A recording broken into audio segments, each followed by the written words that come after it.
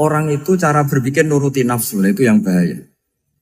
Makanya Quran ngeritik ara'aita man ittakhadha ilahahu hawa. Orang yang cara berpikir itu nuruti hawa nafsu. Kalau zaman Nabi, zaman sahabat, zaman ulama, itu enggak seperti itu. Sehingga cara berpikir itu mudah. Makanya kata Nabi, absyiru ya ma'syaral muslimin, kata. Kamu harus senang ya ma'syaral muslimin. Allah sekarang buka pintu langit yang sebelumnya enggak pernah dibuka. Dan Allah yubahi bikum malaikatah. Dan Allah membanggakan kamu kepada para malaikat. Kenapa? Umatnya Muhammad, umatnya Rasulullah Muhammad SAW, itu kalau sampean kepengen mati setiap saat itu baik, itu resepnya gampang kata Nabi. Addu faridotan wantadzoru ukhra. Jadi Allah memberitahu, ya Muhammad, umatmu ini luar biasa. Jadi misalnya tadi kita sholat subuh, ditanya, Bahak kamu sekarang ngapain? Nunggu sholat duhur ya. Setelah sholat duhur ditanya lagi nunggu apa asar. Sehingga faman kanat hijratuhu ila Allah wa rasulih fa hijratuhu ila Allah. Jadi kalau ya sudah ini tak ijazahkan. Kalau setelah sholat subuh nunggu apa? Duhur. Setelah duhur nunggu.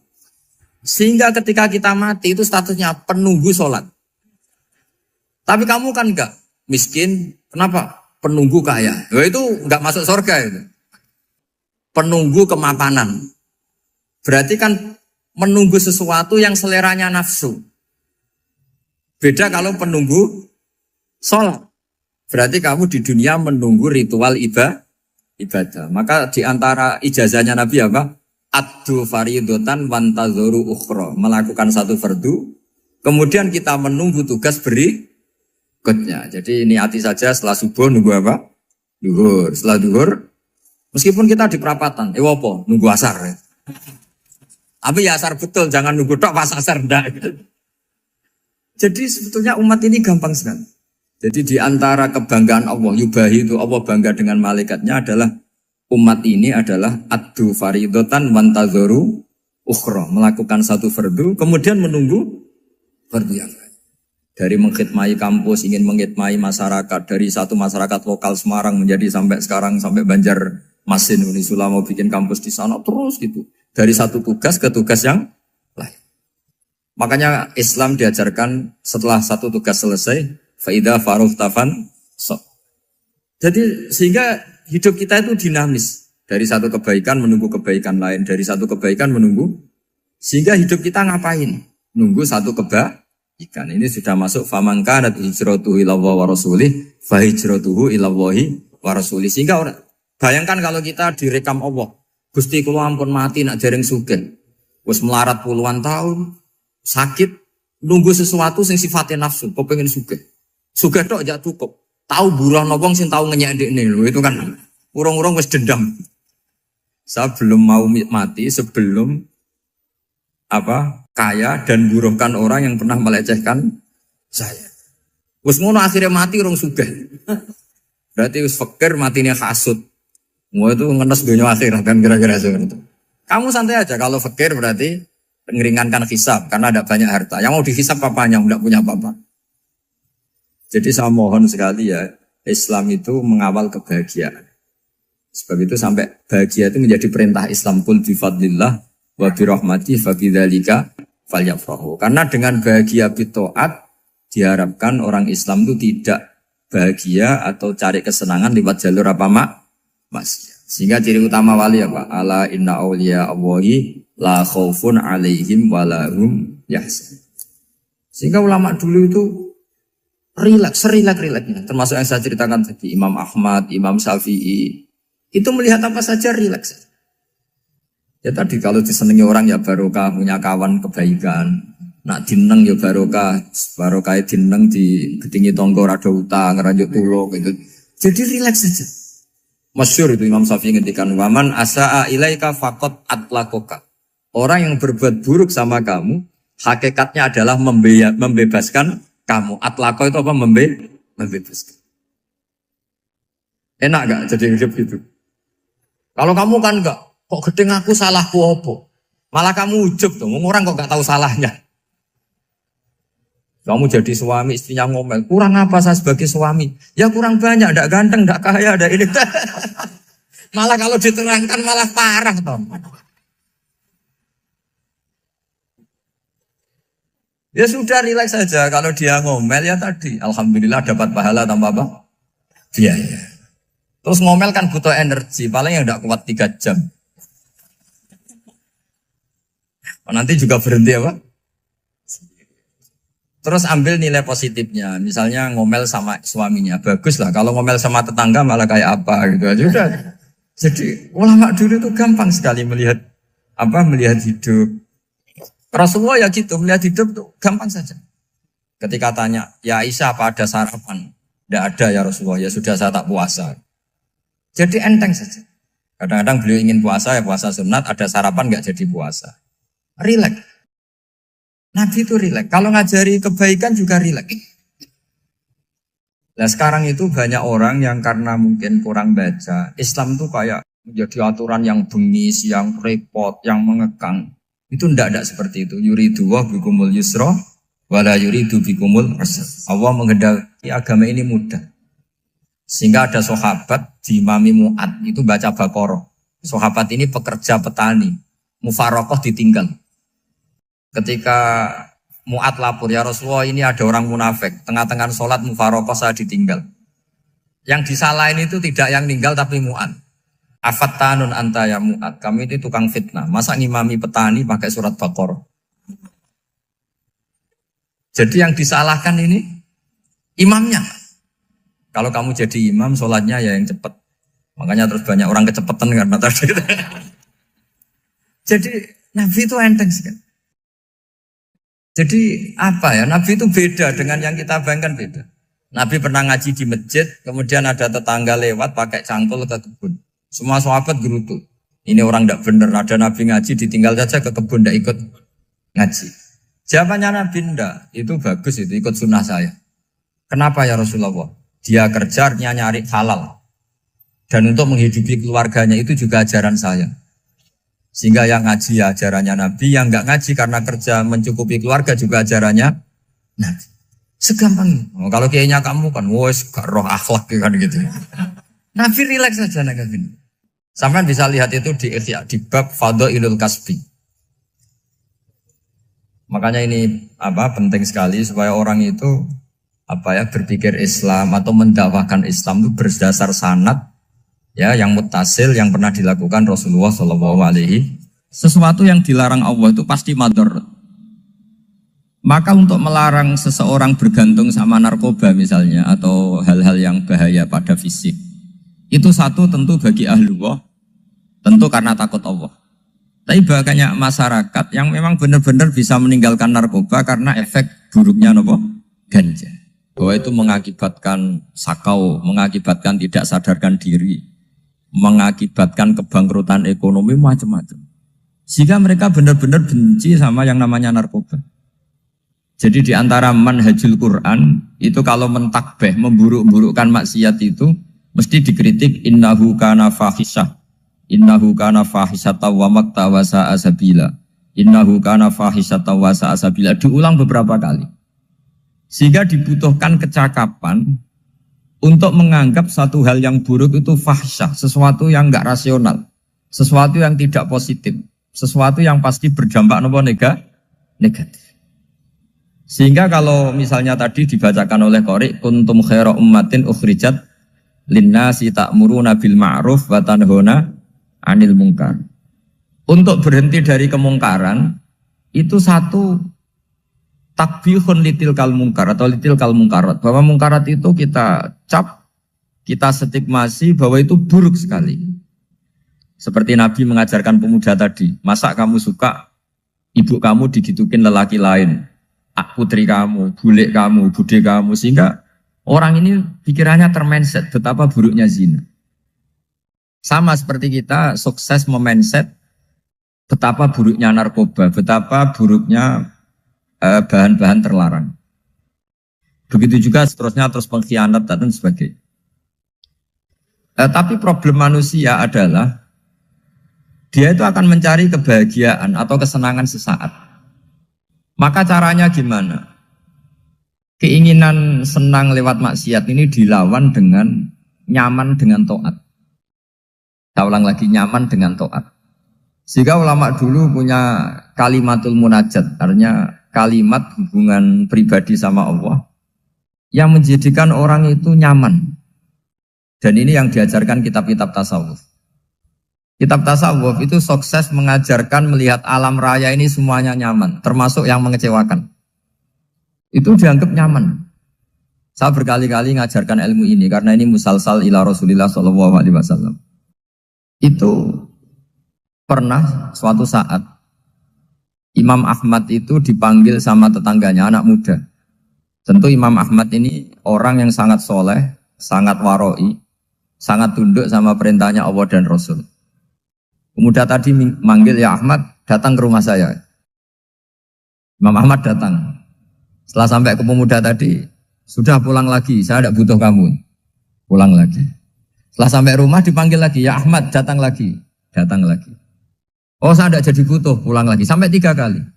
Dan itu perangai ekspresi Imam Ahmad itu, atau ulama lain yang sesoleh beliau, itu nyaman, indah. Beliau tetap senyum-senyum, nyaman. Beliau tidak tersinggung, tidak terprovokasi, pokoknya tidak tersinggung, kelihatan nyaman. Lama-lama pemuda ini terus tanya, ya Ahmad, kamu saya perlakukan seperti ini kok tidak tersinggung? Kamu senyum-senyum saja, happy-happy saja. Jawabnya Imam Ahmad itu unik. Wahai pemuda, saya kamu panggil itu senang sekali. Karena kata Nabi, kalau kamu iman dengan Allah dan Rasul, maka hormatilah tetangga. Jadi saya senang. Karena nuruti perintah Allah untuk menghormati tetangga. Jadi tidak ada urusannya dengan kamu. Kagetnya kayak apa? Jadi dipanggil tetangga ya senang karena melakukan perintahnya Allah dan Rasul, yaitu ikramul jar, fal yukrim jarum. Disuruh pulang, kamu ingin saya pulang, ya saya pulang. Disuruh datang, ya saya datang. Jadi saya tidak tersinggung, saya tidak ada urusan dengan kamu. Urusan saya dengan Allah Subhanahu wa Ta'ala. Itu kalau bapak-bapak istrinya ngomel terus sabar itu ya bagus. Saya tidak punya urusan. Kalau kamu terprovokasi oleh istri, berarti kamu didikte oleh makhluk. Masa seorang rektor didikte makhluk? Kan tidak keren. Apalagi seorang habib didikte makhluk, kan tidak keren. Yang bisa mendikte kita hanya Allah Subhanahu wa Ta'ala. Dan Allah mendikte kita, mengajarkan kita wa ashiruhunna bil ma'ruf fa in karihtuhunna fa'asa an takrahu shay'an wa yaj'alallahu fi khairan katsira. Jadi cara melihat istri kita bawel gitu atau cerewet, alhamdulillah ini ada pahala tanpa modal, cukup sabar. Kalau istri kamu sedang mesra, malah mintanya ke mall, malah biayanya tinggi. Murah mana? Dapat pahala dimarahin sama saat mesra minta ke mall. Milih yang pertama kan? Nah ya itu tidak usah modal. Ya gitu aja. Jadi kalau istri sedang marah, bawel, anggap saja ini rezeki. Dapat pahala tanpa apa? Biaya. Nah, kalau pas rukun malah nantang ke mall, biayanya malah tinggi. Jadi ulama dulu itu melihat dunia itu happy. Pernah Imam Syafi'i dikasih tahu, orang yang tadi nyium tangan kamu ya, itu di rumah menghujat Anda. Jadi dia sopan hanya di depan Anda, kalau di luar menghujat Anda. Jawabnya Imam Syafi'i lucu. Ya baguslah.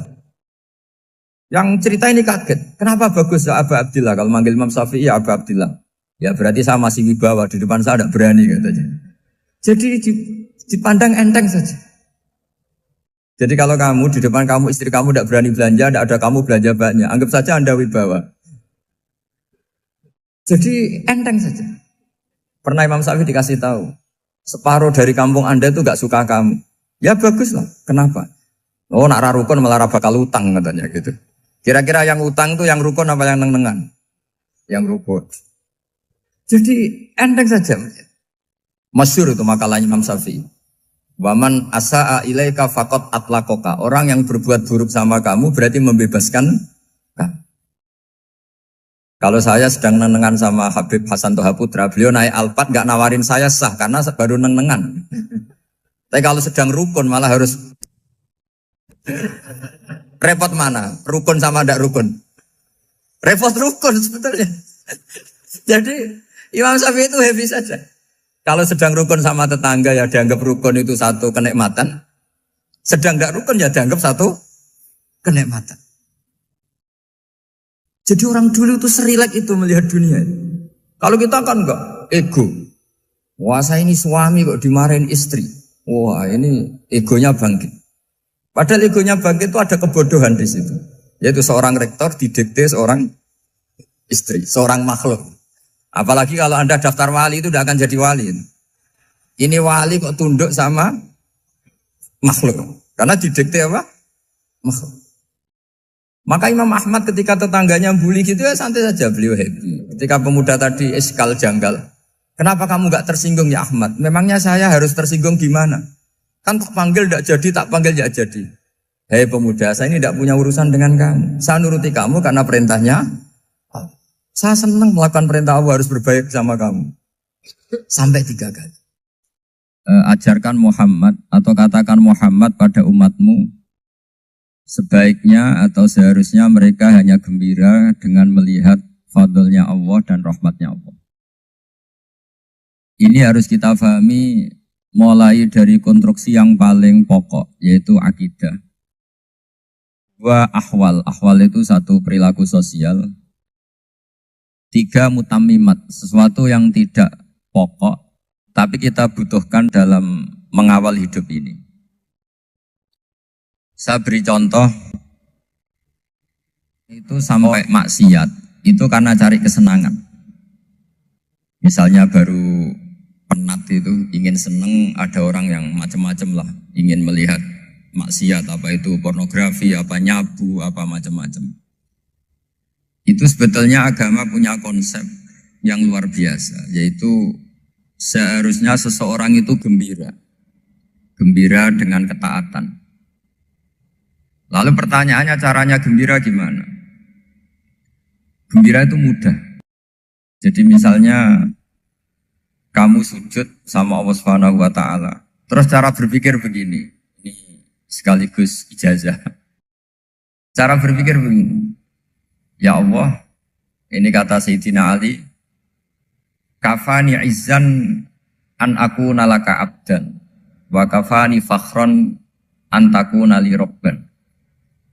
Ya Allah, betapa sialnya saya andaikan saya jadi budak dari makhluk yang sama.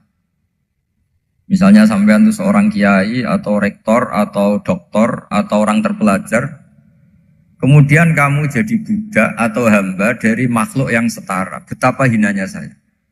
Maka kata Sayyidina Ali, ya Allah saya ini cukup bahagia, cukup bangga karena jadi budak, jadi hamba dari zat yang super atau yang maha super. Jadi kok Allah Subhanahu wa ta'ala.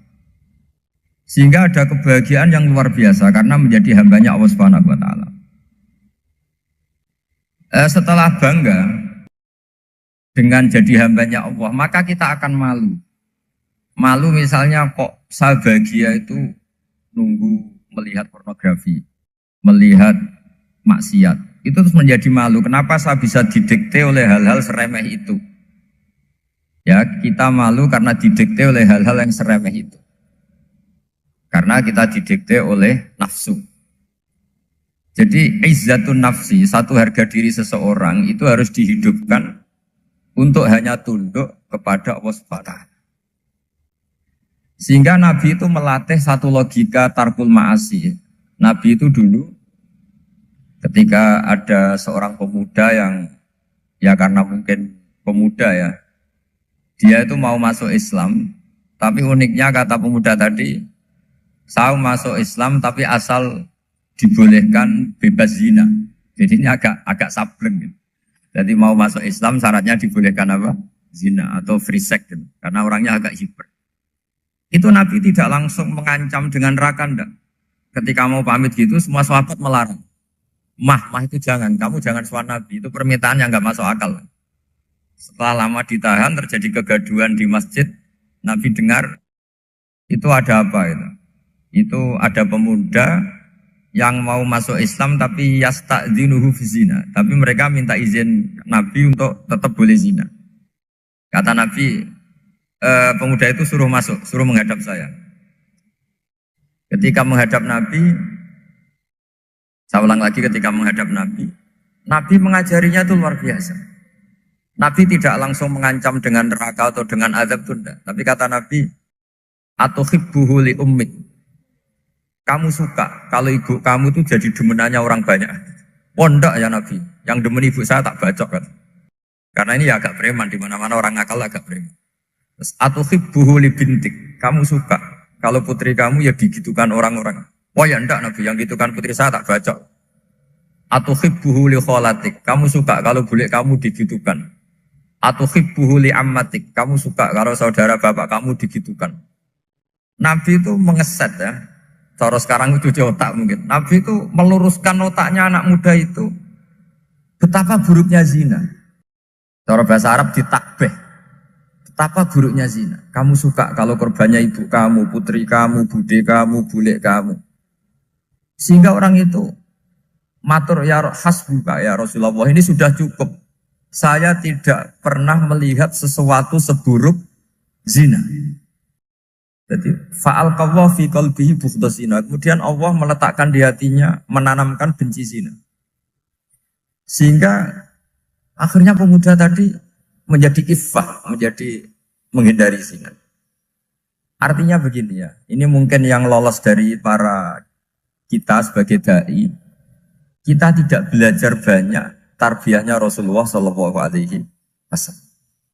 Jadi kalau kita benci maksiat, itu jangan hanya ditakhdir, ditakutkan neraka itu enggak. Jangan hanya itu.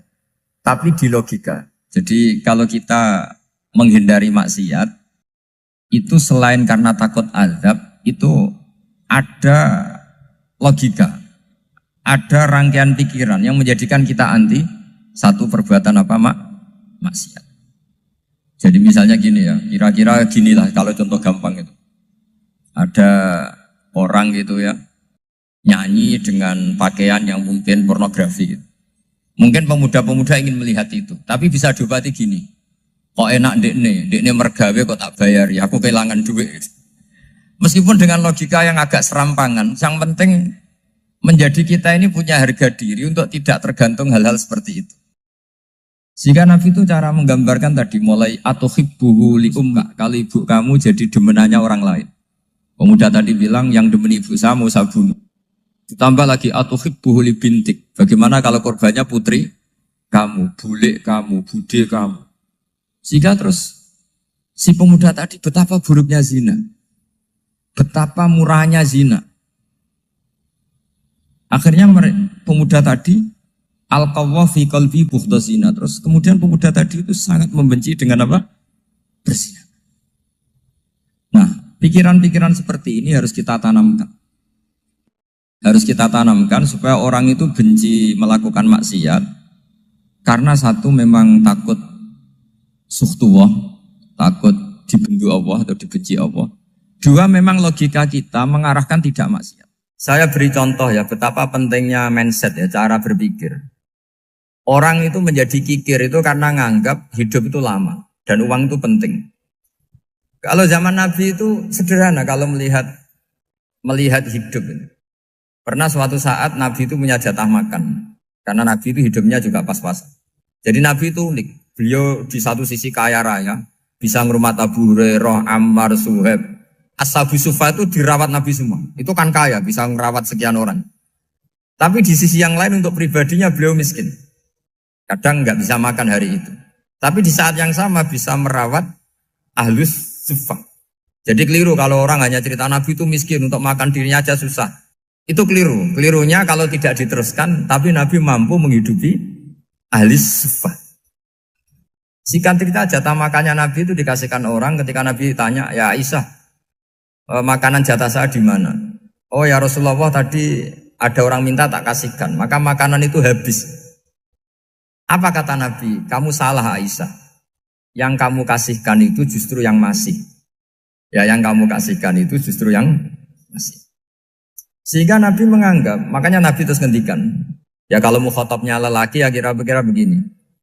Wahallaka min malika illa ma akalta fa'afnaita walabista fa'ablaita. Terus tanya wa tasaddaqta fa'abqaita kata Nabi. Harta kamu ya kamu makan kemudian ke WC jadi kotoran atau punya pakaian mewah nanti rusak. Wa tasaddaqta fa'abqaita. Ada yang kamu sedekahkan yaitu yang abadi sampai akhir. Sehingga banyak pengusaha yang mencintai saya setelah tak ajari hadis itu. Misalnya punya uang 1 miliar karena dia spekulan atau pedagang rawan bangkrut, disedekahkan ke masjid 50 juta, yaitu yang abadi. Jadi kalau suatu saat bangkrut, dia masih punya uang 50 juta di akhirat.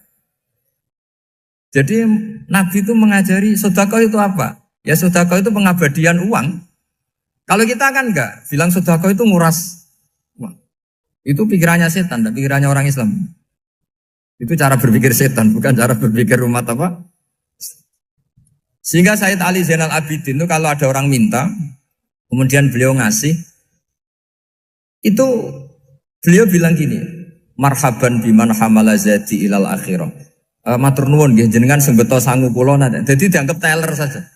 Orang yang minta uang beliau itu dianggap tukang nyatet bank ini. Karena sudah ditabungkan. Ya sudah. Kalau kita kan enggak, wah pengemis tuh ganggu gini-gini. Kecuali pengemis profesi ya mungkin kita agak-agak enak. Pada zaman akhir tuh ada pengemis apa? Profesi. Jadi repot teman. Terus tak beri contoh lagi kebahagiaan ketika kita milih Islam moderat. Islam kita diajarkan guru-guru kita, utamanya oleh guru kita Mbah Maimun. Saya juga sering ketemu beberapa ulama dunia, termasuk Habib Umar. Saya juga ikut sowan ke sini pas beliau sama Habib ini Hasan Toha Putra di sini sama orang-orang moderat. Itu cara berpikir juga luar biasa indah. Beliau pernah cerita ya, beberapa ulama lah, banyak yang cerita itu. Saya pernah diceritani seorang alim ketika ada orang ekstremis itu mau ngebom di tempat maksiat. Kebetulan yang maksiat itu kebanyakan ya orang Islam. Karena di negara yang mayoritas Islam. Ditanya sama Syekh Sa'rawi. Syekh Sa'rawi itu mufassir top di mana? Mesir. Ini mau tak habisin karena mereka orang Islam kok maksiat terus. Terus ditanya sama Imam Sa'rawi. Laumatu ala khini ma'asihim aina masiruhum. Kalau mereka mati dalam keadaan maksiat, mereka kemana? Ya ilanar, mereka pasti masuk neraka. Terus ditanya sama Imam Sa'rawi. Wahal masiruhum ilanar muradun nabi amlan. Punya umat maksiat kemudian mati masuk neraka, itu yang diinginkan Nabi apa enggak? Ya tidak aja. Ya sudah, enggak usah dibom, ditunggu tobatnya kata-kata. Karena kalau mati dalam keadaan itu ke neraka dan itu tidak yang diinginkan Rasulullah Sallallahu Alaihi Wasallam. Terus ekstremis ini menjadi tobat, tidak berpikir ekstremis Mas. Jadi orang itu harus berpikir mindset yang baik. Meskipun kadang berpikir baik itu ya agak-agak kacau. Ada seorang wali majdub itu kalau berdoa agak kacau, tapi nggak bisa dibantah. Masyhur itu doa itu. Ini sekaligus ijazah, tapi kalau sebelum wali nggak boleh. Itu datang ke makamnya Rasulullah SAW. Terus doanya itu begini. Ya Allah, sekarang terserah engkau. Ya Allah, sekarang terserah engkau. Jika saya kamu jadikan orang soleh, jika saya engkau jadikan orang soleh, maka surra habibuk, maka kekasihmu ini senang. Yang susah musuhmu yaitu setan. Tapi kalau engkau menjadikan saya orang fasik, maka yang susah kekasihmu, yang senang musuhmu. Jadi kan punya dua pilihan itu. Wah itu kan doa tapi kayak teror itu. Ya jadi berdoa di Raudhah. Wah itu pasti mandi itu karena agak-agak maksa Tuhan itu. Ya Allah, engkau punya dua pilihan. Jika saya jadi orang soleh, maka kekasihmu ini senang. Musuhmu yang susah yaitu setan. Tapi jika saya jadi orang fasik, maka musuhmu yang senang, kekasihmu yang susah. Mohon terserah jenengan, mau menyenangkan kekasihmu, apa menyenangkan musuhmu gitu. Kira-kira gimana? Kalau tertarik boleh doa itu dipraktekkan. Tapi kayaknya kalau copy paste itu gak keren, apa? Jadi dulu orang itu muamalah sama Allah dan Rasul itu rileks. Rileks itu nyaman karena ya tadi qul bi fadlillah wa bi rahmati fa bidzalika falyafrah.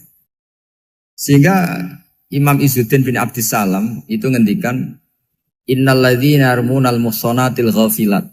Di antara kebaikannya ibu-ibu atau mbak-mbak ini harus berstatus ghafilat. Perempuan-perempuan pelupa. Ghafilat itu pelupa. Pelupa dari kenikmatan maksiat sehingga mereka dengan taat. Misalnya ada ibu-ibu atau mbak-mbak atau juga bapak-bapak tahajud, kemudian nyaman dengan tahajud itu.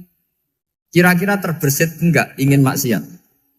Enggak kan, karena sudah nyaman dengan tahajud, dengan taat. Maka dibutuhkan kenyamanan dalam beribadah. Sebab itu ala bidzikrillahi tatmainnul qulub. Makanya saya termasuk kiai yang setiap ngaji itu happy, seneng. Karena ini untuk kampanye, seneng dengan ngaji, dengan taat itu sudah luar biasa. Kayak apa kalau mereka senengnya kalau nunggu melakukan maksiat.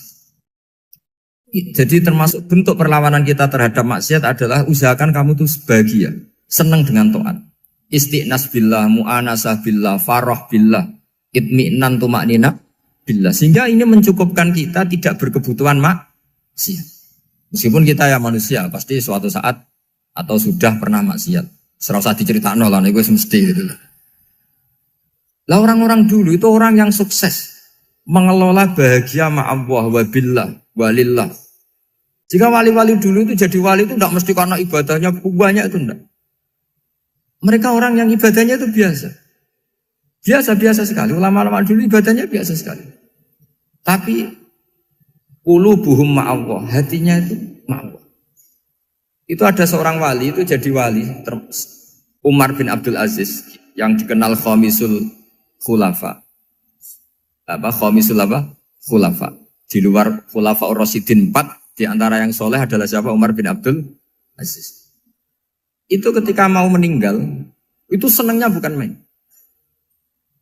Itu semuanya nangis, beliau senang. Terus tanya, kenapa kamu senang? Memangnya saya kalau mati itu kemana aja? Ila khairi madhubin ilah, kezat terbaik. Dibang urip mbek kowe bulet atau mbek arhamur rahimin gitu. Yaitu Allah Subhanahu.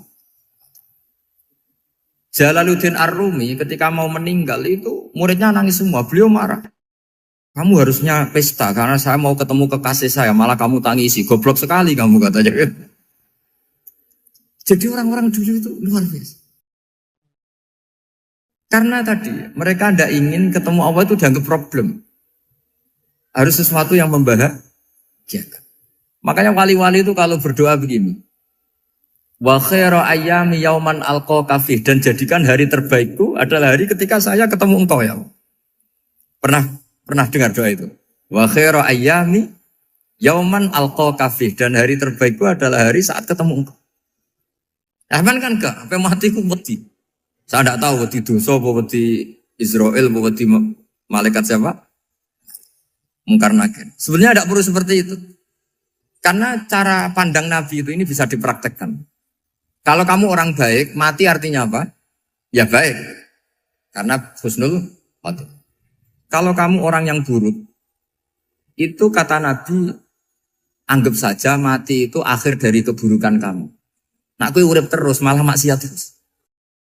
Maka Nabi itu kalau ngajari kita berdoa gini, Allah maj'alil hayata ziyadatan li fi kulli khairin wal mauta rohatan li min kulli syarri. Ya Allah, kalau saya hidup, ya anggap saja ziyadah fi kulli khairin, berpotensi nambahi kebaikan. Kalau saya mati, anggap saja ini akhir dari segala keburukan. Maka saya berkali-kali, banyak tradisi ulama-ulama NU, ulama-ulama pesantren, ya ada hanya NU, pokoknya ulama-ulama alim. Itu kalau ada orang mati, orang nakal gitu mati, ini saya gitu. Itu hadirin mesti gak terima. Wapi enang itu orang nakal. Tapi dipaksa sama kiainya, saya gitu. Lama-lama dipaksa. Saya gitu. Padahal yang hatinya kiai, wis ra iso maksiat meneh, wis saya gitu. Karena dengan mati berarti saya sudah tidak bisa maksiat lagi. Jadi Nabi melihat hidup dan mati itu segampang itu. Kalau al-hayata ziyadatan li fi kulli khairin wal mauta rohatan li min kulli syarr. Coba kita ke depan itu kan ada potensi zina, potensi korupsi, potensi maksiat. Yang bisa menghentikan potensi itu apa coba? Mati ya, udah pintar dia. Sudah maju berarti. Berani mati? Berani. Tapi jangan di sini ngel-ngelo panitia. Artinya yang selama ini kita risau dengan kematian, dengan apa? Nabi ngajari kita tadi. Allah maj'alil hayata ziyadatan li fi kulli khairin wal mauta rohatan li min kulli syarr. Ya Allah, jadikan hidup ini sebagai bekal menambah kebaikan, dan suatu saat kalau saya mati, semoga itu akhir dari segala keburukan. Jadi artinya Nabi itu ngajari kita itu positif terus. Sama seperti ulamanya tadi. Nak lagi rukun mbek tonggo ya sanggep ae kanca keapian. Nak nenengan ben ra utang ngoten. Dadi pokoknya penak terus itu loh. Nak bojo lagi ngamuk alhamdulillah gak ngajak blonjo. Nak pas rukun ya alhamdulillah kok lagi rukun. Jadi gampang semua. Makanya ada seorang alim itu ngendikan begini, ada yang tanya. Saya tuh dulu ketika kaya, teman saya sering main ke saya. Setelah saya miskin gak ada teman-teman yang ke saya. Dikira si Habib ini kebetulan orangnya Habib itu mendukung keluhan dia. Ternyata enggak. Si orang alim itu bilang gini, malah bagus toh gitu. Kowe wis melarat buruhe wong. Ya sudah kamu miskin buruhnya orang lain. Misalnya tukang manol di pasar atau tukang becak. Kemudian teman-teman kamu datang, malah kamu malu tuh jadi tontonan. Bagus kalau mereka lupa, pas kamu miskin tidak ada yang lihat katanya. Jadi apa ya, dianggap enteng saja gitu. Akhirnya orang ini nggak jadi ngeluh. Selama ini kan kita ngeluh ya, ketika miskin teman-teman nggak datang. Coba kalau mereka datang pas kamu buruh bikin foto di orang lain. Mantan bos buruh, malu gak? Milih datang kepada? Nggak lah, sudah bener itu. Jadi ulama dulu itu makanya sering baca biar tahu solusi hidup. Jadi ulama dulu itu gampang sekali melihat kehidupan itu. Gampang sekali, indah, gampang. Kebahagiaan ini pula yang harus kita latih dalam melakukan ketaatan.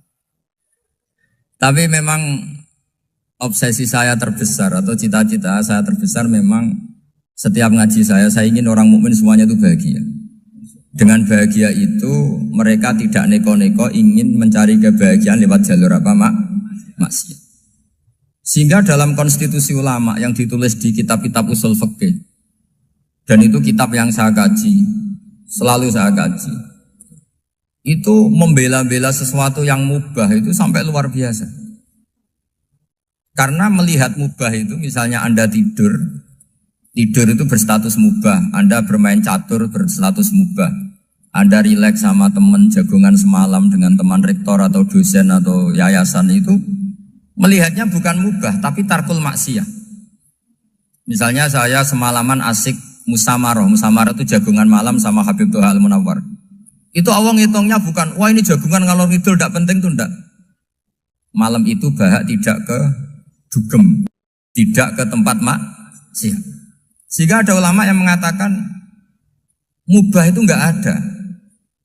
Saya ulang lagi, mubah itu enggak ada. Kan umumnya ulama bagikan wajib, ya kan, haram itu. Terus diantaranya mubah, sunat, makruh. Ada ulama yang mengatakan mubah itu enggak ada. Kenapa? Logikanya begini, itsma min mubahin illa wa yatahaqqaqu bihi tarku haramimma. Karena tidak ada mubah yang Anda lakukan kecuali saat itu pasti ditinggalkannya sebuah keharaman. Misalnya Anda sedang jagungan sama istri di luar, di rumah, asik di rumah semalaman. Mungkin bahas hal-hal yang ringan. Mungkin melihat sinetron atau apa yang ringan. Tapi di situ terjadi Anda meninggalkan ke tempat-tempat maksiat. Sekarang ninggal maksiat itu wajib apa mubah? Wajib. Padahal Anda sedang melakukanmu. Nah itu dicatat oleh Allah itu tarkul haram, meninggalkan keharam. Jika masyhur dalam cerita wali-wali itu, Abu Yazid yang seperti itu ibadahnya pernah tanya, ya Allah lalu yang makomnya orang seperti saya siapa? Karena beliau semalaman ibadah terus. Sama Allah dijawab, ya yang tidur di pinggir kamu itu. Abu Yazid, loh kok bisa ya Allah? Dia kan tidur terus. Ya kan dia tidur berarti meninggalkan keharaman. Ngomong sing potongan tukang maksiat itu apik turu apik melek kira-kira. Apik turu. Timbang sama nak melek pola wis turu ae kira-kira gitu. Jadi enggak usah dipaksa tahajud, dipaksa qiyamul lail itu. Iya kalau qiyamul lail. Kalau dapat informasi, ke sini ikut saya terus katut kan repot.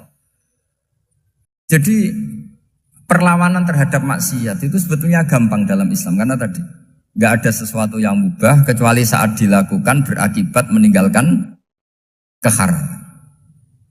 Mudah sekali. Jika banyak orang jadi wali itu karena melakukan mubah. Itu ada orang jadi wali itu karena sering makan. Ya makan-makan biasa itu. Karena ketika makan, ya Allah, betapa doifnya saya. Katanya saya presiden, katanya saya rektor, saya kiai. Ternyata kalau nggak makan tuh lemes. Apa hebatnya makhluk yang bergantung makhluk yang lain, yaitu makanan. Nah karena seperti itu terus dia al-laja-ilallah, terus dia sungkeman ning Allah. Betapa lemahnya saya. Sebab itu ketika Quran mengkritik dan dengan tanda kutip kemungkinan Tuhannya Isa bin Maryam, itu ngeritiknya sederhana Quran itu. Mal masih ibnu Maryam illa rasul qad khalas min qablihir rusul wa ummuhu siddiqah kana yaqulanit ta'am. Isa itu tidak Tuhan, wong dia makan. Kamu kebayang enggak misalnya punya Tuhan, wah tadi Tuhan mampir ke rumah saya, dia lemes. Setelah tak kasih makan sehat lagi gitu. Itu kan enggak kebayang. Tapi Tuhan marung di rumah saya, lemes tak gratisin, kayaknya enggak punya uang gitu. Setelah makan, wah gairah lagi. Kebayang enggak punya Tuhan seperti itu. Sehingga Quran kalau gojlok sederhana, kana yaqulanit ta'am. Sehingga wali-wali itu kalau makan itu sadar lemahnya dirinya, betapa dirinya tergantung makanan. Sesuatu yang tergantung itu artinya tidak hebat, tidak Tuhan. Jadi untuk menjadi wali, untuk menjadi dapat ridhonya Allah itu sebenarnya sederhana. Termasuk ada cara jadi wali yang agak kacau, tapi ini ya benar, asal niatnya benar. Misalnya Unisula besar, ya kurang besar lagi. Kita sudah punya uang, kurang banyak uang lagi. Itu Nabi Ayub. Itu kan seorang nabi. Pernah diuji, oh ini ada di Sahih Bukhari. Nanti kamu tanya, hadisnya Sahih enggak? Ini ada di Sahih Bukhari. Kadang orang kota itu aneh. Enggak ahli hadis tapi tanya, Sahih enggak? Padahal andai kan dibodohi Sahih, ya ngandel saja. Jadi kadang ya aneh. Oh enggak tahu kok tanya. Itu Nabi Ayub itu sudah kaya, pas itu sudah kaya. Bukan cerita yang masih miskin, memang sudah kaya. Beliau di kamar dihinggapin satu belalang dari emas. Setelah belalang itu dikejar, ternyata yang jenis itu banyak, semuanya dari emas. Ngambil sana sini, ini yang kesak ini dipenuhin, saku ini dipenuhin, sampai banyak. Sama Allah digojlok. Kamu itu nabi saya. Kenapa kamu mengumpulkan harta sebanyak itu? Kamu itu nabi saya kok rakus? Jawabannya, ya Allah, siapa yang bisa kenyang dari rahmatmu? Ya, jadi kalau kamu punya uang 1 miliar, kok ingin 1 miliar 100, ingin 1 miliar 200, itu cara ngitung bukan uang. Ya Allah, siapa yang bisa kenyang dari rahmatmu? Karena rahmat Allah tidak terbatas, sudah Gusti tenang saja. Meskipun saya gini, rahmat Anda tidak akan habis. Sehingga waroi ada ilmunya, tomak juga ada ilmunya. Termasuk ragus itu juga ada ilmunya. Misalnya begini, ini contoh rakus yang ada ilmunya begini. Ini saya beri contoh. Mungkin yang boleh niru orang-orang soleh, kalau nggak soleh jangan.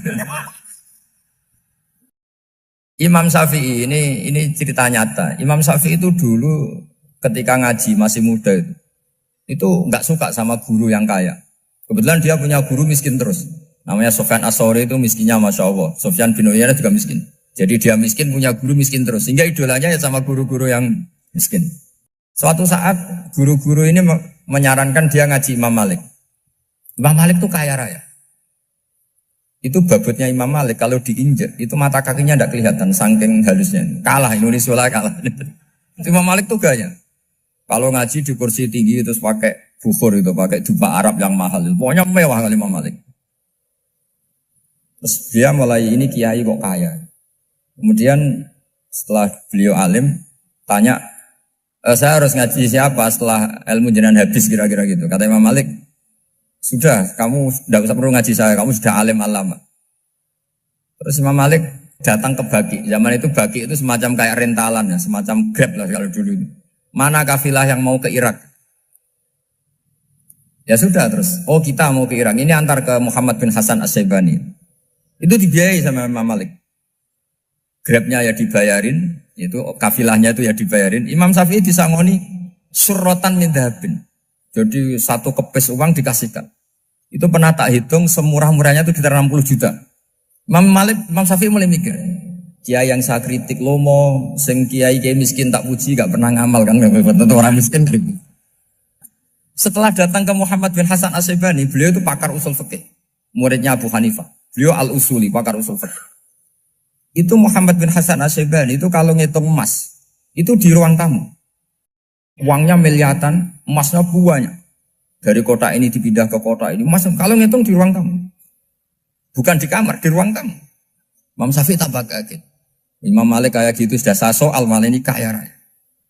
Setelah Imam Syafi'i kelihatan kaget, digojlok sama Muhammad bin Hasan Asyibani karena beliau senior. Atak jabu min hadza, kamu aneh melihat ini? Iya. Kenapa? Ulama kok kaya raya. Terus kata Muhammad bin Hasan, ya sudah, uang ini tak kasihkan orang-orang fasik, binti gue demenan, gue nyabu, gue macam-macam. Oh jangan, nanti dipakai maksiat. Pun jenengan mawon sing sugih. Semenjak itu Imam Syafi'i rubah mindset. Jadi kalau kampus ini ingin akreditasi A, ingin mulia, ingin apa? Kamu ridho kalau yang punya prestasi seperti itu adalah orang-orang fasik. Ridho enggak? Enggak kan? Maka didoakan ini. Nah itu namanya berpikir secara usuli. Kamu jangan hanya nuruti karena berpikir waroi terus kamu benci kekayaan. Kan tidak bisa seperti itu. Karena pangkat dan kekayaan ketika dikelola secara kesolehan maka akan menjadi energi positif yang luar biasa. Semenjak itu Muhammad bin Hasan Asyibani berhasil mendidik Imam Syafi'i. Sampai akhirnya keterusan Imam Syafi'i berpendapat kalau orang Islam bisa bikin rumah tingkat kok punya rumah reok itu haram. Akhirnya keterusan. Kalau bisa jadi bupati kok jadi ketua RT juga haram. Karena al-Islam ya'lu wala yu'la alaih. Islam itu luhur bukan bisa diluhurin. Sehingga rata-rata orang Syafi'iyah termasuk kiai-kiai Indonesia itu rata-rata ya agak-agak politikus. Ya agak-agak kedonyan, mungkin sebagian kedonyan tenan gitu. Karena gak ridho gitu loh. Kalau kesempatan itu dikuasai orang fasik kemudian menjadi kekuatan maksi. Coba kalau bupati itu orang yang fasik.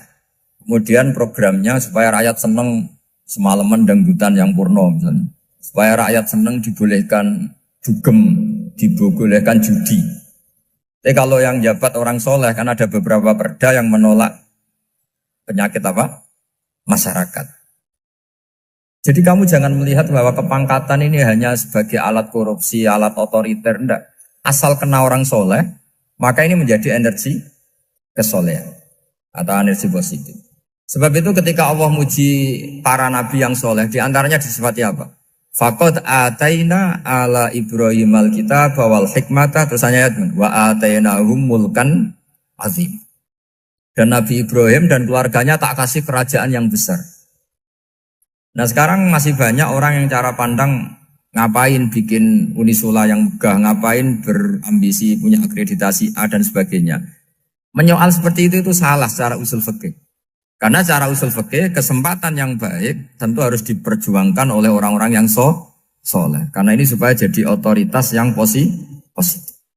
Itu dulu ada latihannya. Jadi orang dulu itu gampang sekali ketika milih miskin ditanya, kenapa miskin? Saya ingin hisab saya ringan.